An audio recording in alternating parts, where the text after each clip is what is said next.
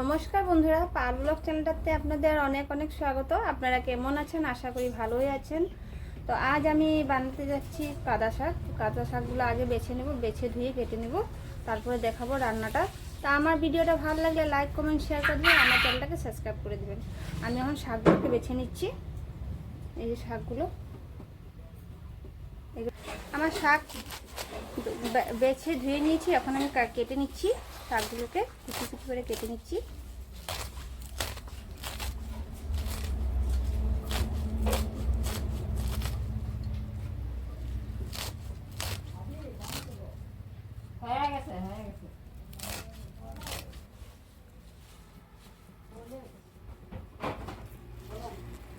এই শাকগুলো বেগুন দিয়ে রান্না করলে বেশি ভালো হয়। তো যেহেতু আমার আজকে বেগুন নাই, তো আমি শাকগুলো এমনি রান্না করব রসুন সম্বার দিয়ে।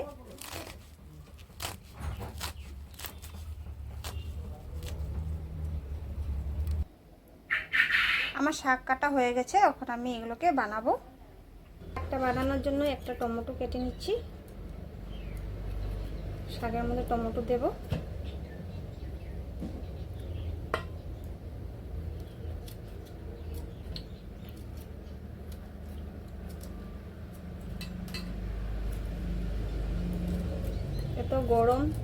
এত গরমে আপনারা কেমন আছেন?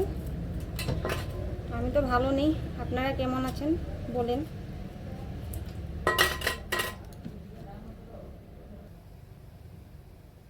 আমি শাক বসানোর জন্য কড়া বসিয়ে দিয়েছি, কড়া গরম হয়ে গিয়েছে। এখন আমি তেল দিয়ে দিচ্ছি।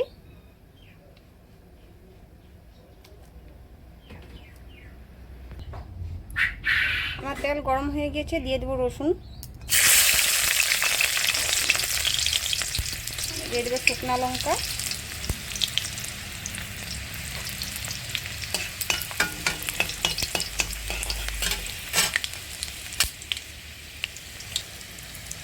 রসুন আর শুকনো লঙ্কা লাল লাল হয়ে গেলে দিয়ে দেবো একটা টমেটো।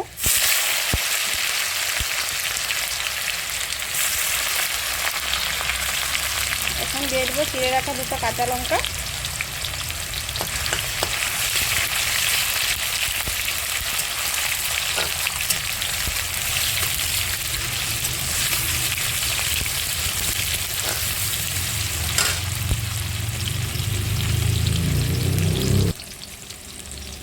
এখন দিয়ে দেবো এখানে সামান্য নুন,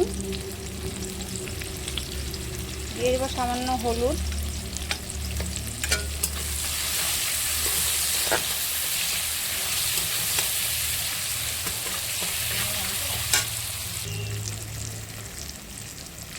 এখন দিয়ে দেবো চিনি,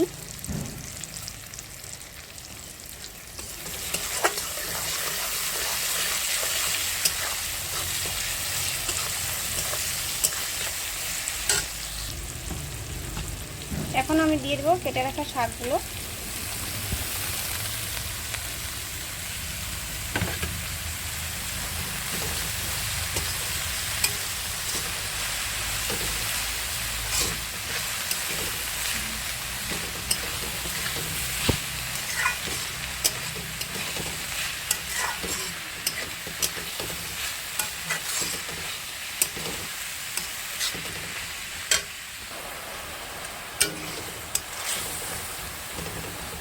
আমার শাকটা ভাজা ভাজা হয়ে গেলে তারপরে নামিয়ে নেব।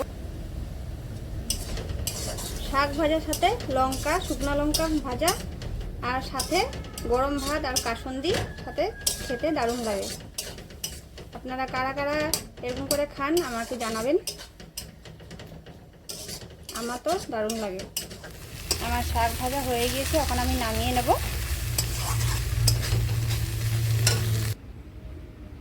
আমার শাক ভাজা রেডি হয়ে গিয়েছে। দেখেন, শাক ভাজা সাথে রয়েছে শুকনো লঙ্কা ভাজা। এখন গরম গরম ভাতের সাথে খেতে দারুণ লাগবে। আপনারা খেয়ে আমাকে কমেন্টে জানাবেন যে কেমন হয়েছে।